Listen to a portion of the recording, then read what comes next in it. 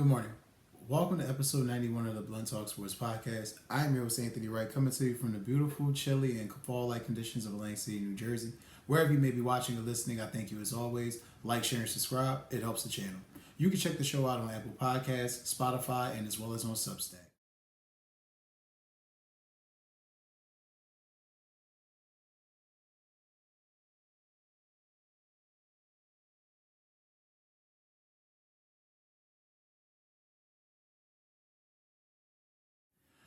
This episode, guys, will be dedicated to college football. I'm actually going to be doing a Week 10 recap because Week 11 fucking sucked. And I didn't really get a chance to really do a full recap. I will touch on some of the Week 11 games. Obviously, there were some upsets in there, some things of note to definitely reference. Also, I have for you the college football playoff bracket as well to discuss with you. But yeah, a lot of things to definitely go over. But first and foremost, like I said, going over the Week 10 recap. One of the games I definitely watched, and it's always a sweet game to watch, is Florida versus Georgia. It was exciting and tight game at first. However, once Carson Beck stopped turning the ball over, he was 25 of 40, 309 yards, 2 touchdowns, 3 picks. Georgia was just able to take over the game. Florida has no fucking quarterback, and Billy Napier. I know a lot of guys want him fired, and I completely understand. I mean, like I said, as a Florida State Seminoles fan myself, the team has been atrocious this year. I haven't really blamed it on Mike Norvell. I know a lot of it has been the coordinators, so when you lose good coordinators, it happens. However, Florida's been in this rut now for several years. I'm not sure if they're actually going to get out of it by next year, but, the reality of the situation is once ETN got injured, Georgia had to use Frazier at running back. He had 19 carries, 82 yards, 1 touchdown, and he was hella serviceable in that role. So, it was pretty much wash, rinse, and repeat for Georgia in this situation. Florida, their quarterback play was garbage. 9 of 27 passing, 113 yards, and that's combined. They're just a bad football team. So, as much as I can say there, Florida, it's just been rough. So we'll see how everything shakes out for them in the offseason going into the spring, but definitely a bad football team. And like I said, credit to Georgia. Even though Georgia lost to Ole Miss in Week 11, which I'll be touching on that too. But Georgia's a flawed team. And with the playoff format, like I said, I'll be discussing that further. These losses don't have the same weight that they used to have a year, 5, 10 years ago. Okay. Ohio State versus Penn State. Now, you guys heard me touch on this game. I definitely spoke on this. Now, mind you, Ohio State won 20-13. And Ohio State basically didn't play phenomenal throughout this game. This game really could have been had by Penn State. Penn State and James Franklin, for some reason, they're just, I don't know, I don't want to say scared. It's not scared, but they kind of outthink themselves and shoot themselves in the foot and put themselves in scenarios where they should be beating this team. However, they're just not. James Franklin is living a nightmare. Even with an early 10-point lead, Nittany Lions couldn't maintain a lead. He is now 1-11 against Ohio State. And like I said, we'll discuss where Penn State's ranked as far as the playoff bracket. But yeah, it's very interesting. But definitely couldn't beat Ohio State. Still struggle with that. And Ohio State looks suspect. At times, but they controlled the clock. Time possession they had it for 31 minutes and 29 seconds. And and it was effective and they were effective on 3rd and 4th down. That was ultimately the keys to the game.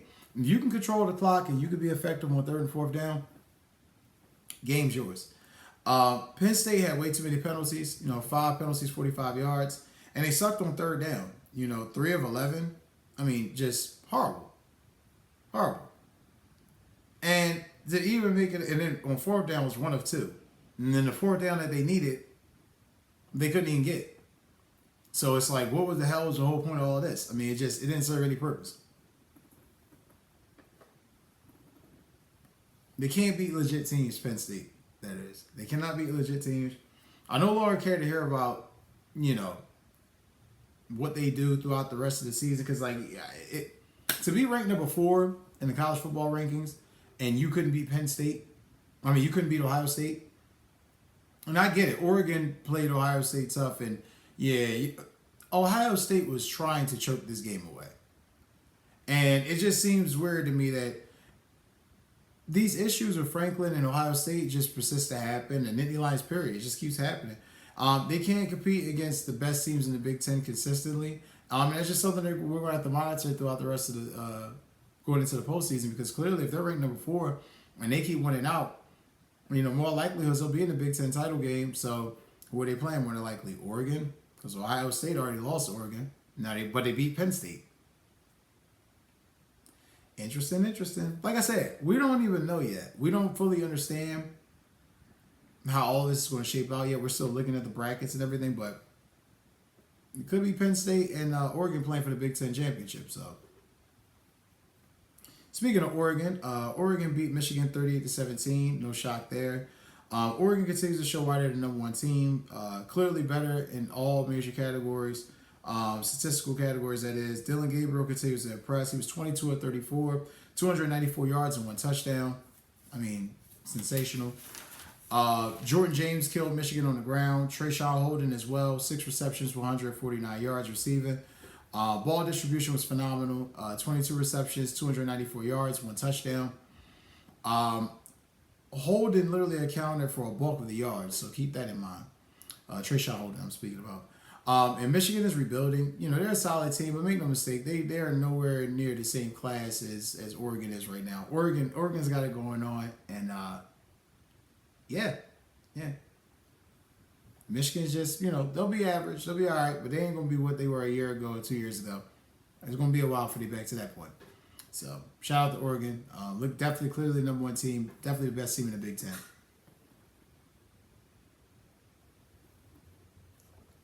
Also, we have Texas Tech versus Iowa. Love this game because this was an upset. Texas Tech upset Iowa 23-22. And it's funny because the Cyclone stuff, from what I would argue, was the biggest loss from Saturday, because that's that Saturday, because honestly, definitely had that game in hand. Like, they definitely should have won that game. And Iowa State played a good game. However, their defense folded late. Just couldn't hold up and sustain against Texas Tech. Late flurry, literally with 34 seconds left on the clock, they just got downfield and, made it happen. And took the lead and ultimately the win. And, season isn't over for Iowa State. Obviously they dropped in the rankings, like I said, which you guys will see in this video in a little bit. But definitely was an upset. Definitely was going to take a bite out of some of that momentum that they had built up. Next was USC versus Washington, which was a crazy-ass game. Former Pac-12 game, but, whatever. USC's in the Big Ten now. But anyway, Washington won 26-21. And it was close because USC started the game like fucking atrociously. Just like couldn't do anything right. And they were already down by 2 touchdowns just like starting the football game. And then they fought back, got the game within 6 points. Got to give them credit for that. But the offense is just so damn limited. So damn limited. Their defense, for the first time in it seems like forever, played well. However, this team now is 0-4 on the road, and all their wins have come at homes, which kind of tells you what type of football team they've been this year.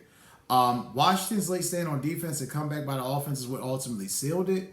But Washington's not good either. They're like, both teams lost considerable talent from what they had a year ago. It's very hard to replace all of that in a year with young guys, especially. So when I say bad, do understand these teams may have like a game above 500, 2 game above 500 records, but they're nowhere near what they were a year ago, where they were, the cream of the crop of college football. So, but Lincoln Riley's on hot seat watch. This team has gotten worse, every year. He had 1 year, maybe 2 years where this team kind of shocked people and looked good, but he had that window and he didn't do shit with it. And now with the NIL, he's in California. He should be able to recruit some of the best talent out there. Can't get the guys he needs. Miller Moss, the quarterback, he's garbage. Then he transfers. He's pissed off because he gets benched. It's a weird fucking situation in USC. Very weird. Very weird.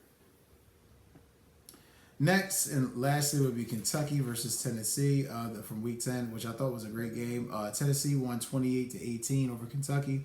Kentucky's defense did everything they could and humanly possible to keep them within the game. They kept it close for the most part. But however, in the third quarter, really middle of the third quarter, around the 8:28 mark, that's when the game ultimately changed. Kentucky was up 10-0 for most of the game. But Tennessee took the lead 14-10 and didn't look back. And at that point, Tennessee's defense started getting turnovers. They got an interception. And like I said, Kentucky fought. They tried to keep it close, but, you know, it was like a 21-18 game. Like I said, really fighting and staying in it. However, they couldn't stop Tennessee from scoring. Tennessee, it didn't matter what point or which part of the field Tennessee was on, they just couldn't stop them. And then about a 9:15 mark in the fourth quarter, which essentially just ended the game, and it was just pretty much like, you know, ball control at that point. So I gotta give a shout out to the Vols here, and for that win. But anyway, talk about some of the things from Week 11. Going into that, atrocious week of college football, and I don't want to shit on the game as if like, oh, college football is ass. What it really is that with the playoff brackets now, with it being like the NFL, you kind of know what teams are in it. You kind of know what teams are out of it. You kind of know what teams are going to get a good bowl game, what teams are going to have like be contending for the championship. So, you know, a week without really any headline games of any significance doesn't hold the same weight anymore. Prime example, we're going to get into a game that was very, very highly touted, but was definitely a snoozer. Alabama versus LSU. Alabama won 42-13, beat the dog shit out of LSU. The game was pretty much over from the second quarter on, and yeah, it's a waste of time. My Seminoles, dog walked by the Notre Dame Fighting Irish 52-3. Right. Let's see. Oregon dog walks Maryland 39-18. Tennessee 33-14. Yeah, South Carolina beats Vanderbilt 28-7. You're starting to catch my drift. I mean, Colorado and Texas Tech, I watched that. That game was funny as hell and entertaining in the aspect of Texas Tech was getting mad that they were getting abused at the line of scrimmage and that Colorado wasn't a soft-ass team that would just lie down like they thought they would. And, you know, the whole throwing tortilla shit, whatever the fuck that means, and then, you know, they're throwing bottles and shit. It's like, hey, look, do all that, but shit, you might want to come out the stands and play defense because that Texas Tech defense was ass. They were getting abused by Shedeur and those receivers. And that defensive line, shout out to Warren Sapp and that coaching job he's doing in Colorado on that defensive line. They were abusing Texas Tech. So, you know, that was interesting for a while, but then that game kind of got out of whack. It just wasn't a lot of interesting games this weekend. Like I said, Penn State beat Washington 35-6. Let you know how good Washington really is. BYU and Utah was great. You know, that game ended 22-21. BYU got the win out of there. And like I said, going into next week, you know, Utah, Colorado will be a game to watch. Pittsburgh, Clemson will be a game to watch. LSU should definitely beat Florida, but we shall see. You got Notre Dame versus Virginia, should be a cakewalk. Louisville versus Standard, Penn State versus Purdue. You know, you got Missouri versus South Carolina, so that'll impact some rankings. You know, Oregon versus Wisconsin, and then, of course, Tennessee versus Georgia, which, again, that game, the Tennessee versus Georgia game, will be on at 7:30 on Saturday. That game I'm definitely going to pay attention to because, for me, whoever loses that game essentially has a harder road to get in it. More Georgia than Tennessee. But if Georgia is able to pull off that game, the road is very much harder for Tennessee. If Georgia pulls off that game, it puts them right back in the thick of it, in my opinion. Like I said, going into the college football playoff rankings,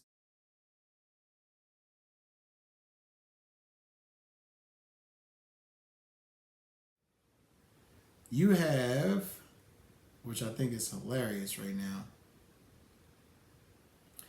and of course you got Miami that got upset, you know, this week. So University of Miami, so Florida. So that was crazy, but nonetheless, looking at the bracket, currently as it's currently like presented, structured, written up, designed, drawn on, however you want to use it. The current bracket is shaped like this. You would have, yeah, nope, that one's, oh, give me one moment. I want to make sure that you guys got the most accurate information of the day. 1 second. Okay, let me look at the bracket here.